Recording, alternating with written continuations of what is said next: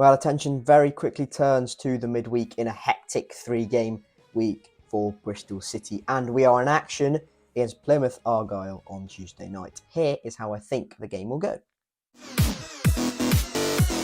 Well, for the first time in nearly 13 years, Bristol City will face Plymouth in the league, and they will be backed by a full-packed away end at Ashton Gate, Argyle. An absolutely brilliant effort from the following Argyle fans. And, well, they'll be coming into this with quite a bit of confidence.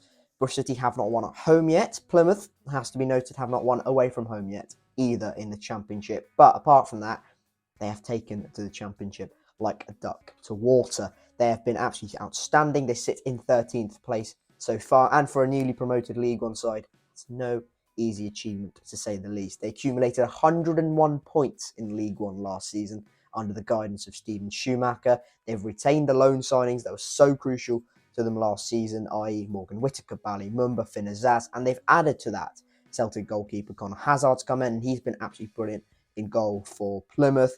Julia Pleguezello's come in from abroad. Luke Cundill's been brought in. All three have settled in very nicely and have added to an already quite brilliant squad.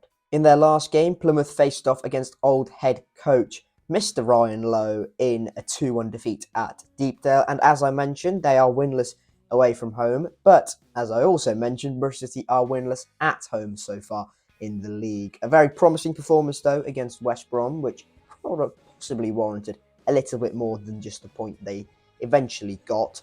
Maybe this is the opportunity to get the first 3 points at Ashton Gate and really get that home momentum turning. Well, from a Bristol City perspective, I expect no real drastic changes to that starting 11, apart from maybe George Tanner dropping out for Taylor Garner-Hickman, who was unavailable because, well, we played West Brom and he's on loan from West Brom, isn't he, Taylor Garner-Hickman? So maybe a change at right back. Apart from that, no real particular drastic changes, a really decent performance.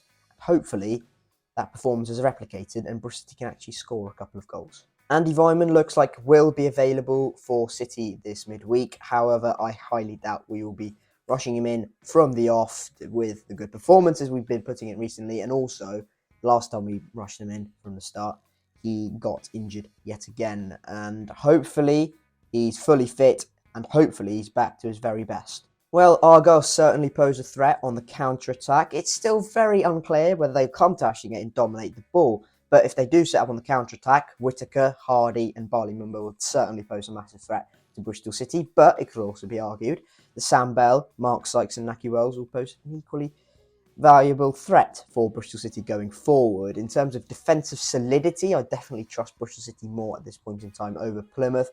Cal Naismith and Zach Vino are absolutely outstanding.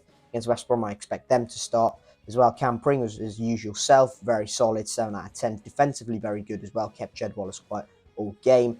Maybe that uncertainty at right back could be an issue, but I don't expect that to be a massive issue on the other hand as well. Taylor Garner-Hickman was actually solid and really, really good away at Swansea. Maybe George Tanner's defensive mindset and his general defensive solidity would be preferred against the front three of just pace and just general real quality. Well, I do believe this will be an open game because of the attacking quality both teams pose, and despite our real struggles going forward at home recently, Birmingham and even West Brom to a certain extent, where we just couldn't put our chances away, maybe this is kind of the turning point and maybe the perfect kind of opposition or the style of play we need to face. So a team that will be really attacking, really front-footed, and that'll be obviously great for them, but that could also mean we have spaces at the back for Plymouth we could exploit with the pace of Bell, with the trickery of Sykes and the finishing of Naki Wells.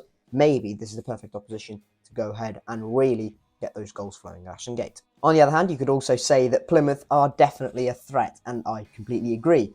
So that's why I've gone for both teams to score, and that's why I've gone for us just to narrowly edge it. I do think we're a bit more settled in midfield. I think we're definitely better there at the moment, possibly, and I think we're also fairly solid at the back, and that's why I've gone for us to win narrowly. I've gone for us to win 2-1. Let me know your score predictions down in the comment section below. Hopefully, I was not too biased in my prediction. Well, I did get the West Brom prediction wrong. I thought we would win. We didn't. Obviously, it was a 0-0 entertaining draw, to say the least. But hopefully I am right for this one. I will be there on Tuesday night, so you can check out the matchday vlog, which will possibly be up Wednesday afternoon-ish time. Thank you guys very much for watching this match preview. Hit like if you have enjoyed it. Subscribe to the 80 Robins YouTube channel for more Bristol City content in the future. As I mentioned, check out the matchday vlog, which will be up pretty soon after the game. Thank you very much for watching. Keep safe, and I'll catch you all later. Cheers.